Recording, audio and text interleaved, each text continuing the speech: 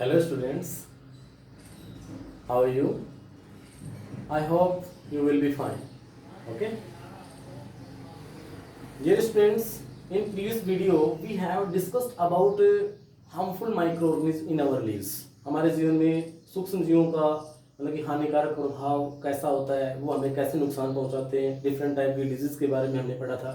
Today we talk about food preservation. आइए हम आज फूड प्रिजर्वेशन के बारे में बात करते हैं. फूड प्रिजर्वेशन मीन्स होता है खाद्य परिरक्षण, कि जो खाने योग्य सामग्री है उसको मतलब हम कैसे परिरक्षित कर सकते हैं, कैसे हम उसको बचा सकते हैं. what will be the definition of food preservation? The process in which the food materials are given a suitable physical or chemical treatment to prevent their spoils is called food preservation. कि एक ऐसी process जिसमें एक food item को खराब होने से बचाने के लिए जो केमिकल ट्रीटमेंट मेथड उसको दी जाती है, वो प्रोसेस ही क्या कहलाती है? फूड प्रिजर्वेशन कहलाती है. उसको खाद्य परिरक्षण कहा जाता है.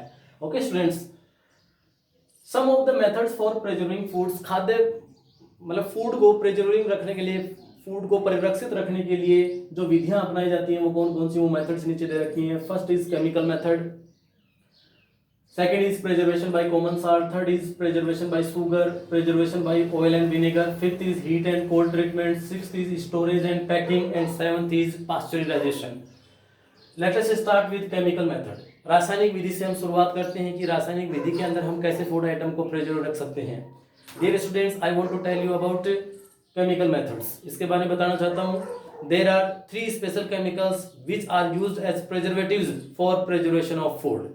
कि ऐसे 3 स्पेशल टाइप के केमिकल्स होते हैं जिनका यूज फूड आइटम को प्रिजर्व रखने के लिए किया जाता है. वो 3 केमिकल्स कौन कौन से हैं? यहाँ पे आप बोर्ड पे देख रहे हैं. देखो बच्चों ध्यान से देखो. सोडियम मेटाबाइसल्फाइड एक केमिकल होता है, sodium benzoate and citric acid. ये 3 टाइप के केमिकल्स होते हैं. इनका यूज फूड आइटम को प्रिजर्व रखने के लिए किया जाता है.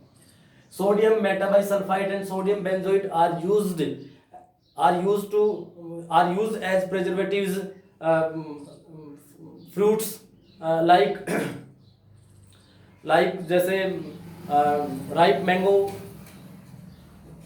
Lemon and tamarind. ओके, इनको प्रिजर्व रखने के लिए किनका यूज किया जाता है? सोडियम मेटाबाइसल्फाइड और सोडियम बेंजोइट का यूज किया जाता है. Citric acid is used as preservative in the confectionery food items.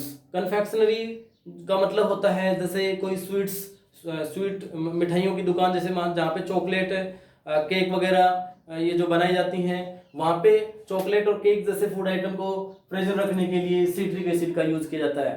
Okay. Second है प्रिजर्वेशन बाय कॉमन साल्ट, कि कॉमन साल्ट के द्वारा भी हम फूड आइटम को प्रिजर्व रख सकते हैं.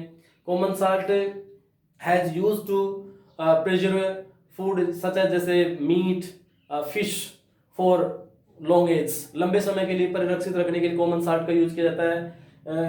Meet and fish are covered by common salt, dry common salt.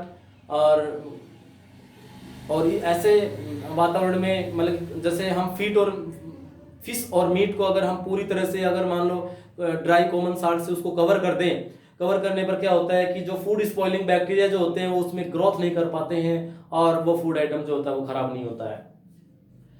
Preservation by sugar, those fruits which are preserved in the forms of jams and jellies using sugar as preservatives, like जैसे Apple है और orange है, ripe mango, strawberry, guava. इनको मतलब कि preservative रखने के लिए, इनको सुरक्षित रखने के लिए, परिरक्षित रखने के लिए शुगर का यूज किया जाता है. क्योंकि ऐसे जेम्स और जेलीज में शुगर मिला देने से क्या होता है कि शुगर जो होती है वो इन जेम्स और जेलीज के अंदर जो मॉइस्चर की जो कंटेंट होती है उसको रिड्यूस करती है, कम करती है. और जो फूड स्पॉइलिंग माइक्रो ऑर्गेनिज्म जो होती है उनको वो उनकी ग्रोथ को वो इनहिबिट्स, अवरुद्ध करती है, जिससे वो फूड आइटम खराब नहीं होते हैं. Preservation by oil and vinegar, तेल और सिरका के द्वारा भी हम फूड आइटम को प्रिजर्व रख सकते हैं.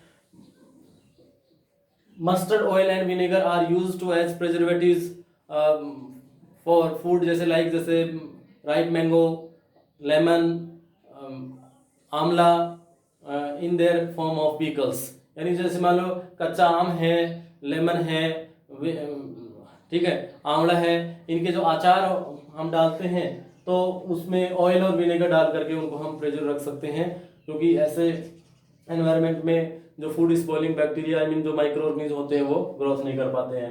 हीट एंड कोल्ड ट्रीटमेंट्स, यानी मतलब कि हीट करके, जैसे कि आप देखो बच्चों जानते हो हमारे डेली लाइफ में जैसे हम दूध पीते हैं, we drink milk in every day, हम रोजाना दूध पीते हैं, तो दूध का पीने से पहले यूज में लेने से पहले हम उसको मतलब कि बॉईल करते हैं।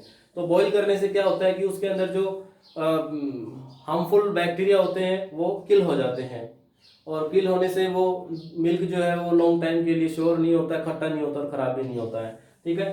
तो उसके बाद में है कोल्ड ट्रीटमेंट्स। कोल्ड ट्रीटमेंट्स का मतलब होता है शीत उपचार, मतलब कि कई ऐसे फ्रूट्स और वेजिटेबल्स होते हैं, ऐसे बहुत से फूड आइटम्स होते हैं जैसे नीड फ्लोर्स यानी गुथा हुआ आटा जो होता है, और जो कुक्ड फूड आइटम्स होते हैं, पल्सेस होते हैं, उनको हम मतलब कि कूल्ड पैलेस पे रख देने से वो खराब नहीं होते हैं, वो स्पॉइल्ड नहीं होते हैं, क्योंकि in cold conditions food spoiling bacteria can not be growth, वो मतलब कि ग्रोथ नहीं कर पाते हैं, और फूड आइटम जो होते हैं वो प्रेजर रखते हैं, वो सुरक्षित रहते हैं।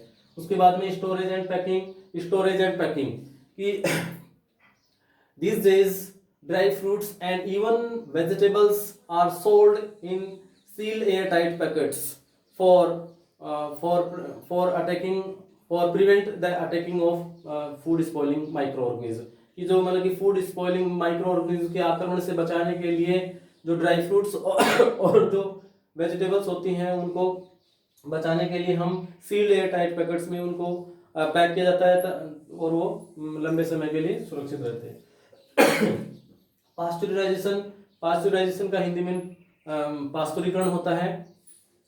Pasteurization method is used to preserve milk in big milk dairies, कि जो बड़ी बड़ी जो दूध की डेयरी हैं उनके अंदर मिल्क को प्रिजर्व रखने के लिए पास्चुराइजेशन मेथड का यूज किया जाता है।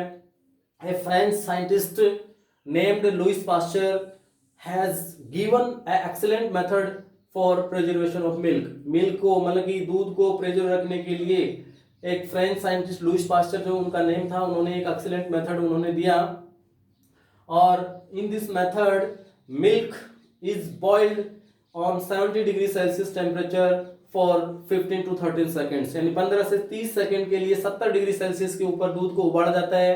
Next quickly cooled at very low temperature, यानी बहुत ही कम तापमान पे उसको जल्दी से ठंडा किया जाता है और उसको मतलब कि सील कर दिया जाता है।